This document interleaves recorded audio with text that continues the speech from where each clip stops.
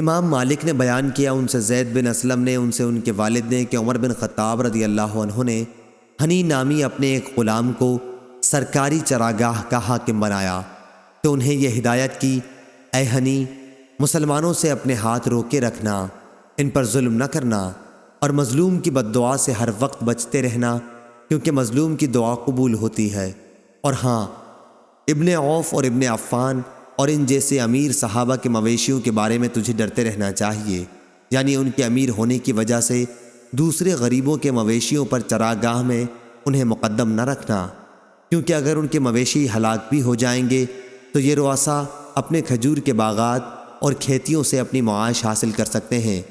لیکن گنے چنے اونٹوں اور گنی چنی بکریوں کا مالک غریب کہ اگر اس کے مویشی ہلاک ہو گئے تو وہ اپنے بچوں کو لے کر میرے پاس آئے گا اور فریاد کرے گا، یا امیر المومنین، یا امیر المومنین، ان کو پالنا تیرا باپ نہ ہو تو کیا میں انہیں چھوڑ دوں گا؟ اس لیے پہلے ہی سے ان کے لیے چارے اور پانی کا انتظام کر دینا۔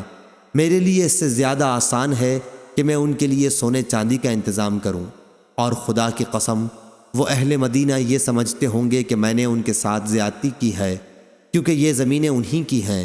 انہوں نے جاہلیت کے زمانے میں اس کے لیے لڑائیاں لڑی ہیں، اور اسلام لانے کے بعد بھی ان کی ملکیت کو بحال رکھا گیا ہے۔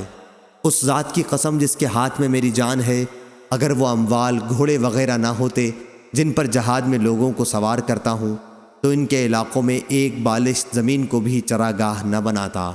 صحیح بخاری حدیث نمبر 3059۔